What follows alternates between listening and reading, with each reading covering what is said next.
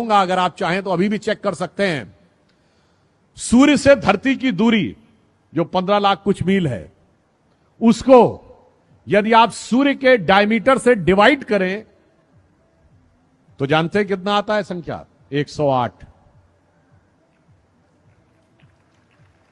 चंद्रमा से धरती की दूरी को चंद्रमा के डायमीटर से डिवाइड करें तो 108 आता है। कहीं कहीं आप देखेंगे 109 पॉइंट कुछ आ रहा होगा।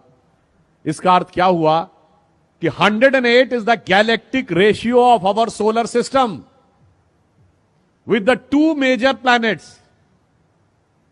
एक सूर्य और एक चंद्र। चंद्र उपग्रह है, पर व्यवहारिक दृष्टि से वो इसलिए माना गया क्योंकि हमारे ग्रह वो माना गया जो सूर्य और हमारे बीच की ऊर्जा को काटता हो। वो हमारी उनकी डेफिनेशन में एक डिफरेंस है, that is a different thing. But मैं कहना चाहता हूं, सूर्य आत्मा का प्रतीक है, चंद्रमा मन का प्रतीक है। दोनों का धरती से डिस्टेंस 108 के रेशियो में है। इसका मतलब अगर आपको आत्मा से मन का एकाकार करना हो तो माला कितनी बार जपनी होगी? 108 टाइम्स। और इस 108 का हमारे जीवन से क्या संबंध है? मैं प्योरली साइंटिफिक टर्म की बात करता हूं। जो अर्थ और धरती का डिस्टेंस है, जिसका रेशियो 108 डायमीटर ऑफ सन है, अगर यह थोड़ा सा 10% दूर चला जाए तो इस धरती पे टेम्परेचर इतना गिर जाएगा कि जीवन नहीं रह सकता। 10% नजदीक आ जाए तो धरती पे टेम्परेचर इतना बढ़ जाएगा कि जीवन नहीं रह सकता। इसका मतलब जीवन का संतुलन वो 108 का रेशियो बता रहा है।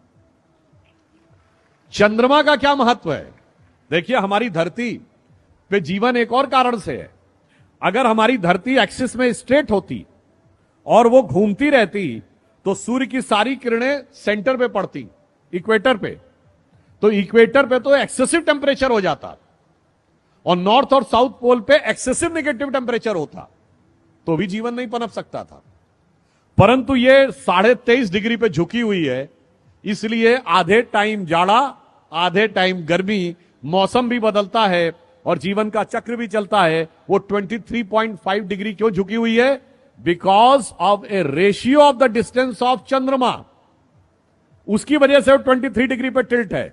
चंद्रमा 10% दूर हो जाए तो ये 23.5 से सीधी हो जाएगी। फिर ऋतुएं नहीं बदलेंगी, मौसम नहीं बदलेगा, जीवन नहीं चलेगा। चंद्रमा थोड़ा 10% नजदीक हो जाए तो धरती और झुक जाएगी, फिर भी जीवन नहीं चलेगा।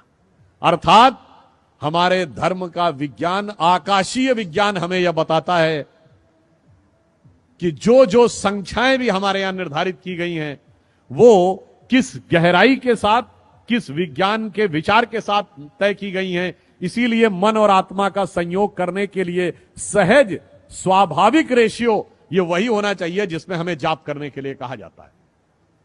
और इसीलिए कभी आप में से बहुतों ने ध्यान दिया हो कि साल में 12 ही महीने क्यों होते हैं? अगर एम्पेरिकल डिवीजन होता तो 10 महीने होने चाहिए थे ना। अगर आप जनरल किसी चीज को एक एम्पेरिकल ढंग से डिवाइड करते तो 10 महीने होने चाहिए थे। 12 क्यों होते हैं? क्योंकि हमारा सारा ज्ञान जो था वो आकाशीय गति के आधार पर था। और जिस दरमियान धरती सूर्य का एक चक्कर काटती है, उस समय में चंद्रमा धरती के 12 चक्कर काटता है। इसलिए 12 महीने एक साल में होते हैं। और जो हमारे मैथमेटिक्स के विद्यार्थी बैठे होंगे, मैं कहूंगा कि आप बड़े से बड़े मैथमेटिक्स के प्रोफेसर से पूछिएगा, सर्किल में 360 डिग्री ही क्यों होते हैं? 300 डिग्री होते समझ में आता, 100 डिग्री होते समझ में आता, 200 डिग्री होते समझ में आता। 360 डिग्री इसलिए होते हैं कि आकाशीय सर्किल जो एक धरती लेती है सूर्य के चारों तरफ, और उस प्रोसेस में वो 360 time it rotates on its axis, there are 360 degrees in a circle. तो ये मैंने सिर्फ इसलिए आपको बताया कि हमारी हर सोच अंतर से लेके बाहर तक किस प्रकार जुड़ी हुई है कि भगवान कृष्ण के विराट रूप से लेके सूक्ष्म रूप तक। अगर आप ये बताइए कि आप जब ध्यान लगाते हैं अपनी आंखों के सामने तो क्या दिखाई पड़ता है? Black colour.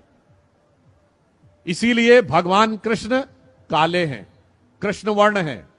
वो हमारे मन की आध्यात्मिक चेतना की प्रगति का प्रतीक हैं और जब आप ध्यान लगा के अंदर उतरते चले जाते हैं तो एक स्टेज के बाद आपको अद्भुत ज्ञान का प्रकाश अनुभव होने लगता है, जिसे हिंदी के प्रख्यात कवि बिहारी लाल जी ने एक पंक्ति में कहा है, या अनुरागी चित्त की गति समझे नहीं कोय, ज्यो ज्यो डूबे श्याम रंग त्यों त्यों उज्जवल होए। यानी जैसे जैसे आप भगवान कृष्ण की भक्ति में उतरते चले जाएंगे, उज्ज्वलता की अनुभूति आपको होती चली जाएगी। और इसीलिए हमारे देश में जीवन का उद्देश्य आत्मानुभूति है, यानी self realization is most important part of the life then conquering the entire world. और इसीलिए भगवान कृष्ण का जीवन जानते हैं किसका प्रतिनिधित्व करता है? संपूर्ण वेदों के ज्ञान के सार का प्रतिनिधित्व करता है, जिसके लिए कृष्ण भक्ति के एक कवि ने लिखा है, जाहि अनादि अनंत अखंड अछेद अभेद सुवेद बतावे, शेष गणेश सुरेश दिनेश महेशो जाहि निरंतर ध्यावें। और पुनः कह रहा हूं, जाहि अनादि अनंत अखंड अछेद अभेद सुवेद बतावें, ताहि अहीर की छो हरियां छछिया बर छाछ पे नाच नचावें। और ये किसने लिखा है? सैयद इब्राहिम रसखान, भगवान कृष्ण के बहुत बड़े भक्त कवि, जो मुस्लिम थे, माना जाता जिनका जन्म काबुल में हुआ था, उनकी समाधि वृंदावन में है। वो आकर भक्ति में ऐसे लीन हो गए कि उन्होंने ये कहा, और उनकी एक बड़ी प्रख्यात कविता है, आप सबने सुनी होगी, कि वो कहते मेरा अगला जन्म हो तो मैं कृष्ण भक्ति में ही रहना चाहता हूं। अगला जन्म मनुष्य के रूप में हो तो ग्वाल बालों के रूप में, अगर पशु के रूप में तो नंद बाबा की गायों के रूप में, पत्थर बनूं तो गोवर्धन पर्वत के ऊपर, और अगर पक्षी बनूं तो कदम्ब के उस वृक्ष पर, कालिंदी यमुना जी के तट पर, जिसके नीचे कभी भगवान बंसी बजाया करते थे।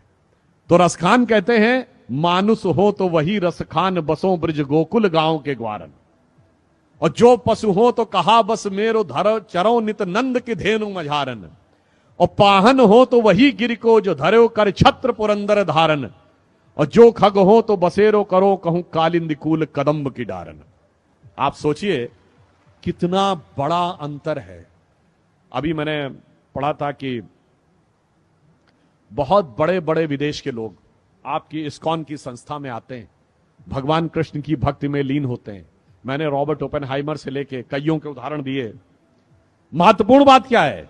आपको दुनिया में कोई दूसरा उदाहरण नहीं मिलेगा जहां उस धर्म संस्कृति को न मानने वाले व्यक्ति ने उस भगवान के प्रति इतनी श्रद्धा व्यक्त की हो।